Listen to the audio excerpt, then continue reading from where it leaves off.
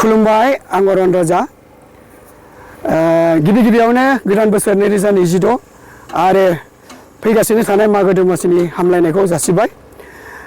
जोंनि बे चिरां जिल्लानि बिजनी हालामनि टेंफाख्रि फोथार बरलागावआव जोंनि बर' थुनलाइ आफादनि 65थि जि बोसोरसारि जथुम्मा बे जानो थांगासिनो दङ।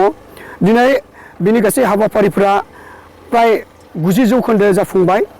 दा बे सानथामनि हाबाफारियाव आङो सासे थुनलाइगिरि जानानै नोंथांमोनखौ गासैखौबो लैहोर लैहोर फैनानै नुजाथिफैनो थाखाय गुरै खावलायहरदों। लोगोसे जोंनि बे गेदेरथार हाबाफारिखौ मोजाङै जाफुंहोनो थाखाय खावलायहरदों। जोंनि बे सानथामनि हाबाफारिनि गेजेरावनो मोनसे बाख्नायथाव बा जोंनि खोब नायथाव हाबाफारिया जागोन 3थि साननि जि हाबाफारि। बे हाबाफारियाव जोंनि आसामनि गिबि मन्थ्रि मानगोनां हिमन्त बिश्व शर्मा सार आरो मानगोनां हाग्रामा महिलारि सारा बेवहाय नुजाफैगोन। बेनिखायनो आं नोंथांमोनखौ गासैखौबो बेवहाय नुजाफैनो थाखाय गुरै खावलायबाय।